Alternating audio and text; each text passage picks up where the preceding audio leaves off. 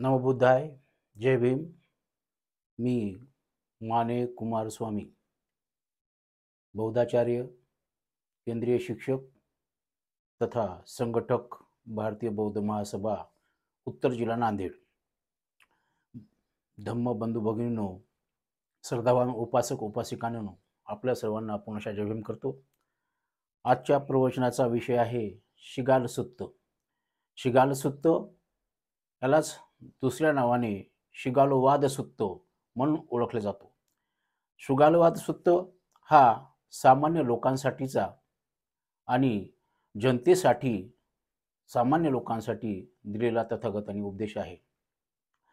धम्मचरे सुचरितं नत्तं दुचरितं चरे धम्मचारी सुखं सेंती अस्मिन् लोके परमिच. अर्थात जे धम्माचे अनुपालन करतात ते नेहमीच सदा सर्वदा सर्व काळी हे सुख शांतीने झोप घेतात. अर्थात धम्माचं पालन करणं हे अत्यंत अनिवार्य आहे. आणि म्हणून जे धम्माचे पायिक असतात ते नेहमीच सुखी आणि कल्याणभाव असतात. आणि म्हणून आपण सर्व आणि जे धम्माचं पालन बरोबर करीत नाहीत, वाईट मार्ग स्वीकारतात, त्यांचं कल्याण कधी होत नाही, या लोकातही नाही आणि कोणत्याही काळात नाही. म्हणून स्वतःचं कल्याण करण्यासाठी शिगाल सुत्ताचं दिलेला उपदेश अतिशय लोकांसाठीचा महत्त्वाचा आहे. म्हणून धम्मचारी सुखं सेती अस्मिन् लोकं परिमिच. तर ह्या ठिकाणी शिगाल सुत्त काय आहे? शिगाल सुत्त जर पाहायचं असेल तर आपल्याला तीन पिटक, त्रिपिटक जे आहेत ते पाहावं लागतं. त्रिपिटकामध्ये विनय पिटक, सुत्त पिटक, अभिधम्म पिटक ह्या तीन पिटकांचा समावेश असतो. परंतु शिगाल सुत्त हे सुत्त पिटकामध्ये आहे. सुत्त पिटक, ह्या सुत्त पिटकामध्ये दिग्घनिकायमध्ये, या सुत्त पिटकाच्या दिग्घनिकायमध्ये शिगाल सुत्ताचा आपल्याला अंतर्भाव झालेला दिसतो आणि तिथं आपल्याला पाहतो. तथागतांनी जे काय उपदेश केले, जे काय प्रवचन केले, ते प्रवचन तत्कालामध्ये मुखोद्गत करण्यात आले आणि भगवान बुद्धांच्या महापरिवारानंतर ते संपूर्ण पहिल्या संगतीमध्ये, ह्या संगतीपासून त्याचं निकायात रूपांतर करण्यात आलं. आणि जे काय निकाय तयार झाले त्या निकायामध्ये आपल्याला शिगाल सुत्त भेटतं. निकायाचा अर्थ होतो संग्रह, एकत्रीकरण करणे. आणि म्हणून ह्या निकायामध्ये अशा प्रकारच्या तथागतांच्या संपूर्ण प्रवचनाचं या ठिकाणी निकायीकरण केलेलं आहे. आणि त्या सुत्तामध्ये आम्हाला सुत्तपिटकामध्ये पाहायला मिळतो. सुत्तपिटकामध्ये जे 5 निकाय आहेत, अर्थात 5 ग्रंथ आहेत, दिग्घनिकाय, संयुक्त निकाय, मध्यम निकाय, अगुंतर निकाय, खुद्दक निकाय, आणि ह्या 5 ग्रंथाचा अशा प्रकारचा समावेश होतो. आणि याच्यामध्ये दिग्घनिकायमध्ये आपल्याला हे पाहायला मिळतं. दिग्घनिकाय हा 34 सुत्तांचा संग्रह आहे. आणि म्हणून शिगाल सुत्त काय आहे तर शिगाल सुत्त हा शिगाल नावाचा एक मुलगा, ज्याचे वडील, आई वडील धम्माचे अनुयायी, फार धम्माचं अनुयायित्व पत्करलेले, नियमित तथागताकडे जाणार, पंचशीलेचं पालन करणार, सर्वच मार्गांचा अवलंब करून सदाचारानं जीवन जगणारे, परंतु हे एक धनिष्ठ अशा प्रकारचे, धनवान अशा प्रकारचे हे जोडपं होतं. परंतु म्हणतात ना, आणि आपण आताही पाहतो सद्य परिस्थितीला किती महत्त्वाचं आहे. सद्य परिस्थितीमध्ये सुद्धा जेव्हा पालक, आई वडील फारच सदाचारी असतात, सदाचरण करीत असतात, परंतु त्यांची मुलं हे त्याच्यापासून परावृत्त असतात.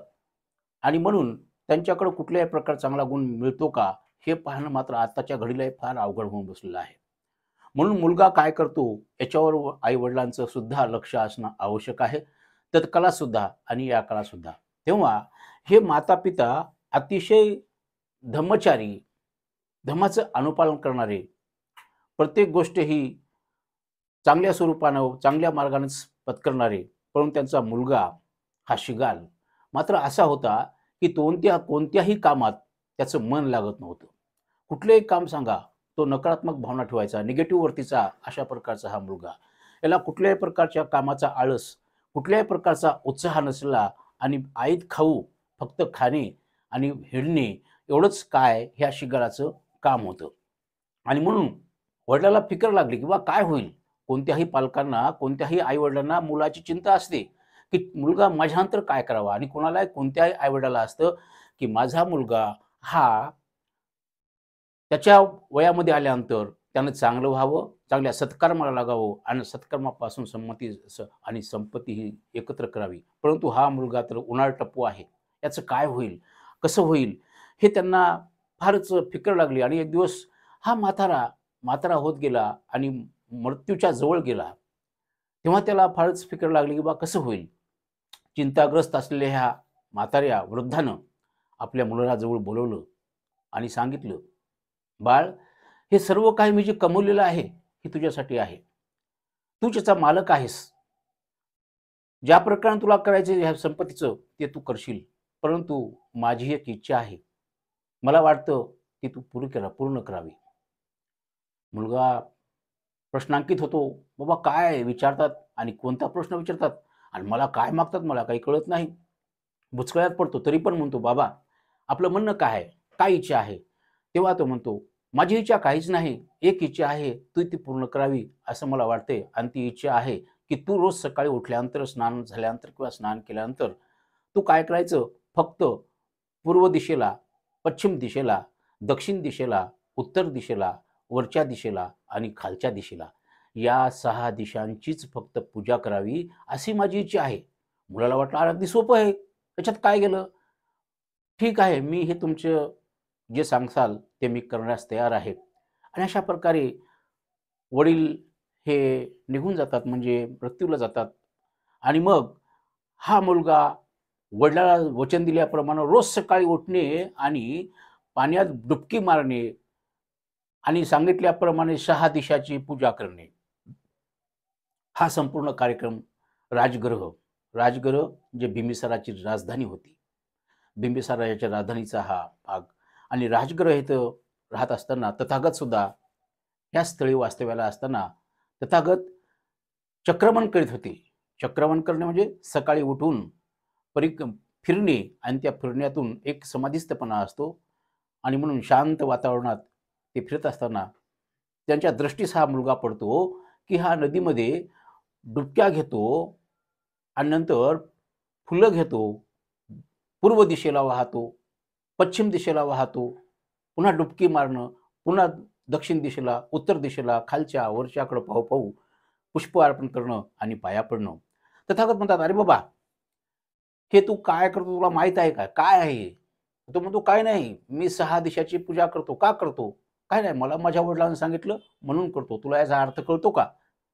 तेव्हा तो पुन्हा प्रश्नांकित होतो, "याचा अर्थ? मला काय माहीत?" आणि मग तथागत सांगतात, "ये इकडं, मी तुला याचा अर्थ सांगतो." आणि म्हणून तथागतांनी त्या ठिकाणी जो उपदेश केला, तेव्हा त्यांनी 14 क्लेश सांगितले. 14 कर्मक्लेश कसे असतात? 14 कर्मक्लेश हे माणसाने केव्हाही करू नये. त्या 14 कर्मक्लेशामध्ये प्राणिहिंसा, चोरी करणे, व्यभिचार करणे, खोटे बोलणे, हे आपली पंचशील आणि व्यसनाधीनता राहणे. व्यसनाधीन नसावं. व्यसनाधीनचा अर्थ व्यभिचाराकडे वळतो. व्यसनामुक्त असलं पाहिजे. व्यभिचार करणं म्हणजे आपली पत्नी ती आपली आहे आणि सर्वच माझे बहिणी, आई आहेत. ही भावना ठेवून जर कोणी चांगला विचारानं वागत असेल, तर तो व्यसनाधीन होऊ शकत नाही. आणि जसं पुरुष म्हणतो, की माझी पत्नी फक्त माझी आहे आणि बाकी सर्व माझ्या आया-भगिनी आहेत. तसं महिलेनं, मातेनं सुद्धा समजावं, की माझा पती फक्त माझा आहे आणि बाकी सर्व माझे बंधू आहेत. तेव्हा कुठं व्यभिचार हा माणसापासून दूर जातो, माणसामध्ये राहत नाही. याच्यामुळं काय होतं, व्यसनाधीनता असल्यामुळं 6 प्रकारच्या हानी होतात आणि या हानी म्हणजे 1 नंबरची धनाची हानी होते. जो व्यभिचारी असतो, धनहानी करतो. त्याचप्रमाणे त्याच्यावर कोणीही भांडणाची शक्यता आहे. माणूस रोगी बनतो. नसलेले रोग त्याला उत्पन्न होतात. आपण पाहतो एड्ससारख्या सध्याच्या काळात एड्ससारख्या रोगांच्या जो माणूस आहारी जातो, त्याचं कारणच आहे व्यसनाधीनता. आणि म्हणून ही हानी टाळल्या पाहिजे. शक्यतो आपण चांगलं वागलं तर ह्या हानी होत नाहीत. त्याचबरोबर अशा माणसावर कोणीही संशय घेतो, संशयित वृत्ती तयार होते याची, आणि संशय घेतला जातो, बुद्धीची हानी, माणूस निष्क्रिय बनतो. याच्यानंतर अवेळी फिरणे. अवेळी फिरणे म्हणजे रात्री बेरात्री फिरणे. याच्यामुळं काय होतं, आर्थिक हानी होती. एकतर घराकडे दुर्लक्ष, घरच्यांकडे दुर्लक्ष, घरी पत्नी आहे, आई आहे, लहान मुलं आहेत, आणि आपण संध्याकाळी बेरात्री बाहेर फिरू लागलो तर घरच्यांची संरक्षण कोण करणार? आणि म्हणून रक्षण होत नाही, कुटुंब असुरक्षित राहतो. आणि अशा माणसामुळं खोटे अफवा पिसल्या जातात. तो संध्याकाळी गेला म्हणजे चोरी करायला गेला, संध्याकाळी गेला म्हणजे व्यभिचार करायला गेला, अशा प्रकारच्या नसलेल्या अफवा पसरल्या जातात आणि माणूस दुःखी होतो. त्याचबरोबर नाच गाणे तमाशा पाहणे. नाच गाणे हे सुज्ञ माणसासाठी आवश्यक गोष्ट नाही, अनावश्यक गोष्ट आहे. म्हणून नाच गाणे तमाशा वगैरे पाहणे ह्या बाबीच्या नाद लागतो. ह्याच बाबी माणसाला व्यभिचाराकडे वळवितात, ह्याच बाबी माणसाला माणसातून उठवतात, ह्याच बाबी माणसाला निर्धन बनवितात. म्हणून नाच गाणे तमाशा या बाबीपासून दूर राहावं. हे एक कसं आहे, कर्मक्लेश आहे. जुगार खेळणे, नंतरचा कर्मक्लेश जुगार, पत्ते खेळणे, कोणते सोंगाट्या खेळणे, कुठलं काही म्हणजे पैसे जातील अशा प्रकारचं खेळणे आपण पाहतो, आपण ऐकत आहोत. 5 पांडवामध्ये काय झालं, आपलं महाभारतामध्ये काय झालं, आणि त्या द्रौपदीला विकण्याची पाळी आलती ह्या जुगारामुळं. म्हणून आपण सामान्य माणूससुद्धा सध्याला सुद्धा हे अत्यंत महत्त्वाचं आहे की आपण हे सुधारलं पाहिजे, आणि जुगारापासून, कोणत्या खेळण्यापासून ज्यामुळं पैशाची हानी, माणसाची हानी होते, ते आपण न केली पाहिजे. पुढचा जो आहे कर्मक्लेश, सोबत गुण कुसंगती. तथागताप्रमाणेच आपण पाहतो, जे की बाबासाहेबांनी ज्याला गुरु मानलं होतं, संत कबीरदासजी म्हणतात, मूर्ष संगन कीजिए लोहा जलीन तिराय, कदली सीप भुवंग मुशी एक बूंद तिहु भाय. कहने का तात्पर्य है, मूर्ख संग, मूर्ख यानी मूर्ख आदमी, कुसंगत वाला आदमी, उसकी संगति किसी भी समय अच्छी नहीं होती. जैसे कि लोहा होता है, लोहा या लोहे का टुकड़ा पानी में फेंकने के बाद जैसे डूब जाता है, उसका वैसे ही यह कुशित आदमी, मूर्ख आदमी अच्छे आदमी को लेकर डूबता है. उसी तरह है, जैसे कि हम कहते हैं, कदली सी भुवंग मुशी एक बूंद तिहु भाई. कबीरदास जी एक हमें यहाँ देते हैं दृष्टांत, कदली सी भुवंग मुशी एक बूंद तिहु भाई. कहते हैं, जो बारिश का पहला नक्षत्र होता है, स्वाति नक्षत्र, जब उसका बारिश होता है और उसकी पहली बूंद जब गिरती है, वह बूंद अगर कदली में गिर जाए, कदली यानी एक केला फल होता है, और वो कदली इतनी मीठी बनती है, इतना कपूर सा मीठापन होता है, वह खाने के बाद ही पता चलता है कि कितनी मीठी है. यह है स्वाति नक्षत्र की बूंद का असर. वही नक्षत्र का बूंद, वही बूंद अगर सिप में गिर जाए, सिप हम जानते हैं जो सागर में मिलती है, वो सिप में गिरे तो वही बूंद मोती बनकर चमक उठती है और किसी राजा के ताज का शान बढ़ाती है, या किसी माता के भगनी के गले का हार में जाकर बैठकर उसका सौंदर्य बढ़ाती है. लेकिन वही बूंद अगर भुजंग यानी सांप के मुंह में गिरे तो इतना भयंकर जहर बन जाती है. वह सांप यानी वो काला नाग अगर किसी को काटता है तो 2 घंटे के भीतर आदमी की जान चली जाती है.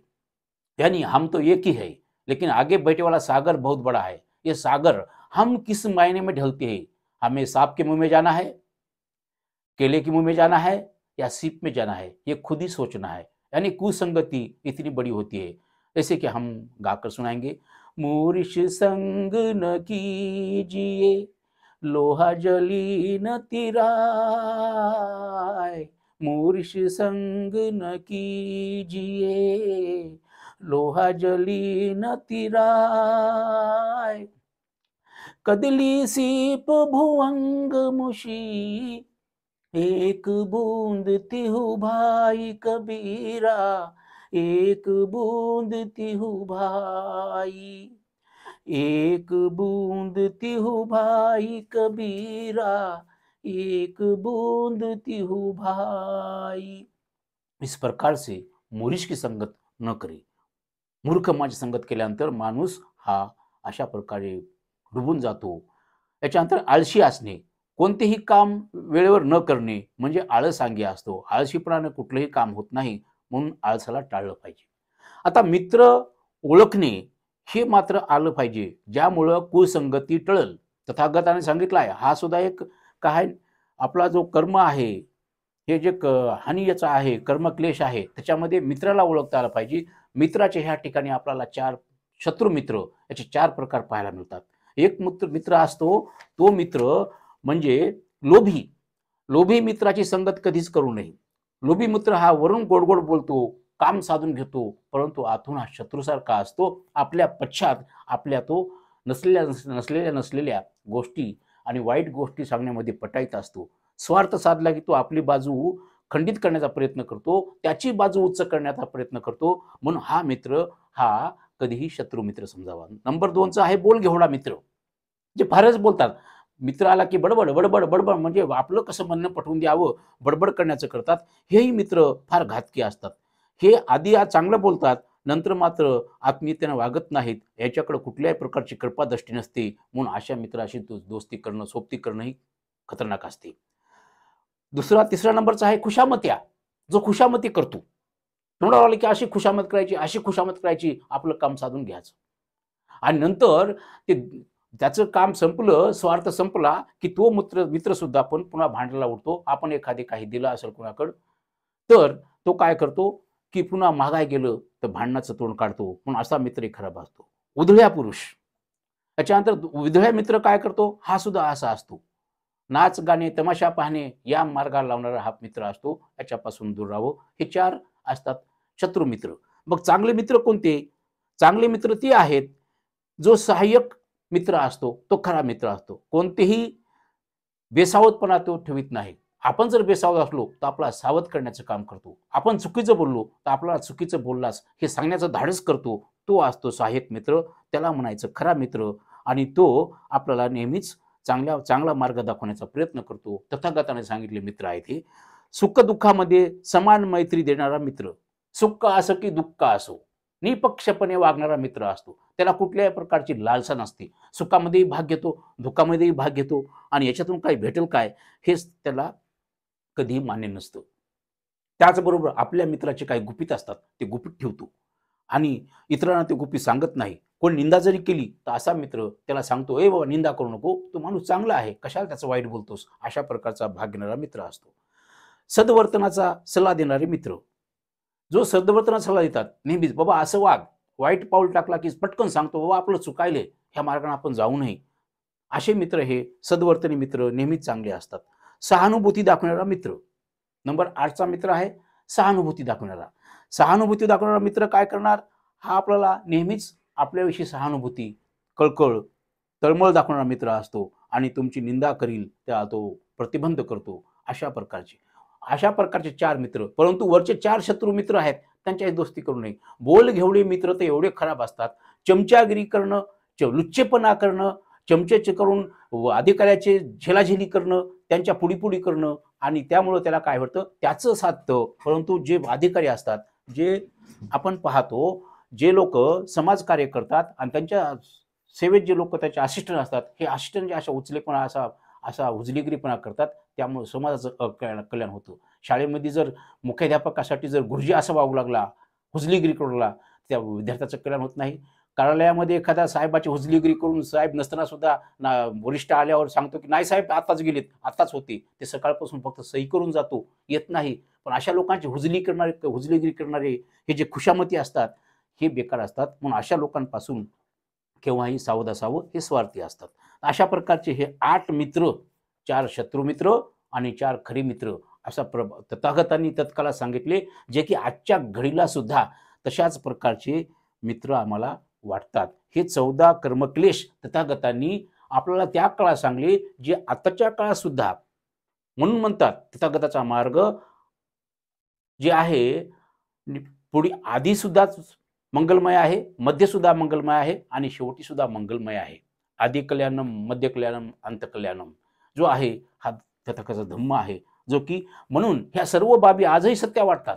त्या काळात सत्य होत्या, आजही सत्य वाटतात. म्हणून माणसानं वागताना फार संसारिकपणामध्ये वागताना, व्यावहारिकपणात वागताना अतिशय शुद्ध भावनेने वागलं पाहिजे. म्हणून मग सांगता तथागत की तुला सांगतो आता या 6 दिशाचा अर्थ काय. पूर्व दिशा ही आईवडिलांसाठी असते आईवडिलांची सेवा करणं, त्यांची यथोचित्त त्यांची काळजी घेणं. यथोचित्त म्हणजे त्यांना जे काही खाय प्यायला लागतं ते देणं, औषध पाणी वेळेवर देणं, न की त्यांना धुतकारणं, न की त्यांना टाकून बोलणं, हे नाही. म्हणून म्हणतात, माता पिता उपट्टानं पुतदारस संगो अनाकुलाच कमंता एतम मंगलमुत्तमम. तथागत आपल्या जेव्हा मंगल सांगतात, मंगल कशात आहे तर मुलाचं मंगल. माता पिता उपट्टानं पुतदारस संगो, पुत्रांचं तेच कर्तव्य आहे की आपल्या आई वडिलांची सेवा करणं, त्यांना वेळेवर देणं, टाकून न बोलणं आणि त्यांचं मन न दुखवणं. आणि जे आपल्याला घडतं, आपण गरीब असेल, चटणी भाकर आमच्याकडे असेल, प्रेमानं द्या, प्रेमानं वाढा, तेव्हा ती आई वडील प्रेमानं खातात. परंतु हे घे गीळ अशा प्रकारची भाषा केली तर ते कसे खातील हो. आणि म्हणून आई वडिलांची म्हातारपणी सेवा करणं फार आवश्यक आहे. ज्यांनी आपल्यासाठी जीवन घातलं, ज्यांना आपल्यासाठी संपूर्ण अर्पण केलं, आणि आपण जर त्यांना म्हातारपणी जर दुःख देऊ लागलो तर हा कुठला धर्म आहे.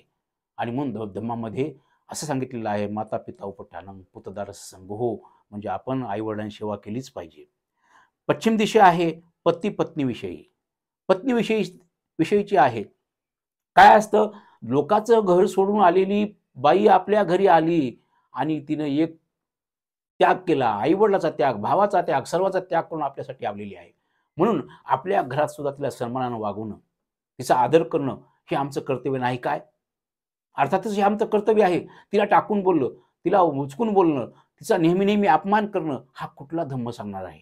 आणि म्हणून धम्मचारी जो असतो ते आपल्या पत्नीचा कधीही अनादर करीत नाही, कधीही तिला टाकून बोलत नाही, संशय कधी घेत नाही, तिच्यावर कधीही समानतेची वागणूक देत असतो. त्याचबरोबर मुलाबाळांचा सांभाळ करणं हे पश्चिम दिशा आहे. बाबा, अशा प्रकारे पश्चिम दिशेचं महत्त्व आहे. हे कुणाला सांगतात?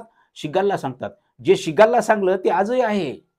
आजही आपण किती मोठे झालो तर आपली पत्नी, आपली आई वडील आणि मुलं बाळं यांचा सांभाळ हे आमचं कर्तव्य आहे. नुसतंच सांभाळ नाही, त्यांची योग्य ती काळजी घेणं हे महत्त्वाचं आहे. दक्षिण दिशा ही आचार्य गुरूंची दिशा आहे. अर्थात गुरु कसा वागला पाहिजे हे महत्त्वाचं आहे. गुरु हा कर्माकर्माने ज्ञान देणारा असावा. नुसतंच भडम केलं तर होत नाही. गुरु हा पूर्वज्ञान जागृत करून ज्ञान देणारा असावा. ज्या विद्यार्थ्याला किंवा ज्या माणसाला ज्याला काहीच माहीत नाही, ज्याला जिथं माहीत आहे तिथून तयार होणं, ज्याला जे कळतंय त्या पॉईंटला येणं आणि तिथून सुरुवात करणं, त्याच्यासाठी संदर्भाचा अभ्यास असणं फार महत्त्वाचं आहे. आणि म्हणून संदर्भ असल्याशिवाय ज्ञान देणं म्हणजे कुचकामी होतं. म्हणून त्या गुरुनं हा सद्गुण आपल्या आग्नी ठेवला पाहिजे की ज्या विद्यार्थ्याला जिथपर्यंत कळतं तिथून सुरू व्हायचं. मग माणूस असेल, विद्यार्थी असेल, कोणी असेल, जो गुरुचा शिष्य असेल त्या शिष्याला काय समजतं इथून तयारी करावी लागते. आपलंच ज्ञान सांगता येत नाही, शिष्याला कुठपर्यंत ज्ञान आहे हे सांगावं लागतं. म्हणून कबीरदासजी म्हणतात, ज्ञानी को कहिए कहा कहेत कबीर लजाय, अंधे आगे नाचकर कला आकारत जाय. बाबा, ज्ञानी माणसाला कबीरदास सुद्धा महत्वाचं मान देतात. परंतु ज्ञानी माणसानं कसं ज्ञान द्यावं, संदर्भ पाहून ज्ञान द्यावं, त्याचं मूळ पाहून समोरच्याचं काय आहे, समोरचा किती जाणून घेतो, त्याला काय माहिती आहे, इथपर्यंत जावं लागतं. अन्यथा काय होतं, बिघडतं. आणि म्हणून ज्ञानी से कहिए कहा कहेत कबीर लजाय, अंधे आगे नाच कर कला आकात जाय. अहो, तो अज्ञानी माणूस आहे, आंधळ्यासारखा आहे, आणि त्याला जर आम्ही आमचं ज्ञान देऊ लागलो त्याच्या पचनी काय पडणार आहे. म्हणून त्याला काय माहीत आहे तिथून सुरू करा आणि ज्ञान द्या. म्हणजे हे गुरुचं काम आहे. ज्ञान देताना करुणा ठाई असली पाहिजे. करुणा म्हणजे प्रेमपूर्ण मैत्री आहे. आपण जर ज्ञान देताना रागात आलो, त्याला टाकून बोललो, हे कुठले ज्ञान द्यायचं आहे? त्या विद्यार्थ्याला, त्या शिष्याला काय करणार आहे? आधीच त्याला कळत नाही. आपण त्याला म्हणलं, काय आहेस तू, तुला किती वेळ सांगायचं, समजत नाही, हे वागणं तुझं बरोबर नाही, असं रागात आलं म्हणजे रागीटपणा हा केव्हाही माणसा साथ देत नाही आणि त्या समोरच्याला काही समजत नाही. म्हणून त्याच्या ज्ञान देताना करुणा असणं आवश्यक आहे. जाणून बुजून आपल्याला काही लोक प्रश्न विचारतात, काही लोक माहीत असतो उत्तर परंतु जाणून बुजून विचारतात, तेव्हा सुद्धा रागात यायचं नाही. आणि रागात येताना आपण पाहतो तथागत गौतम बुद्धाला सुद्धा या निघंटुकानं कसं परेशान केलं होतं.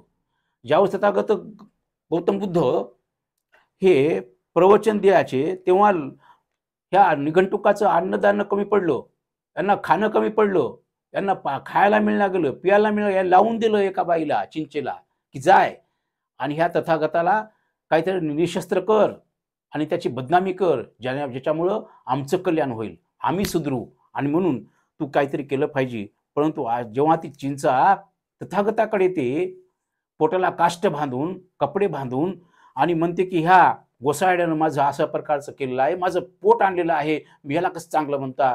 तेव्हा तथागत रागात येत नाहीत, रागीटपणा नसतो, प्रवचन देत असतात आणि तेव्हा ते म्हणतात की इकडे ये, मी सांगतो हे कृत्य फक्त तुला आणि मला माहीत आहे. तेव्हा आपण म्हणतो चिंचाय दुट्टवचनं जनकाय मज्जे संत न सोम विधिना जितवा मुनिंदो तंते जसा भवतु ते जय मंगलानी. हे काय? जसे त्यांनी शब्द तोंडातून काढले, ये, खरं आहे, तू म्हणतीस ते तुला वाटत असेल खरं तर सांग, तू आणि मीच होतो, मग याच्यात काय सत्य आहे.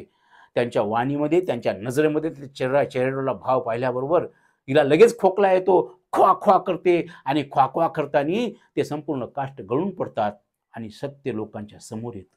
म्हणून असत्य कोणी बोलत असेल, जाणून बुजून बदनामी करत असेल, तरी कठोर न होता, रागात न येता त्याला शांतपणाने त्याला उत्तर देणं आणि त्याच्या समस्येचं निरसन करणं हे महत्त्वाचं आहे.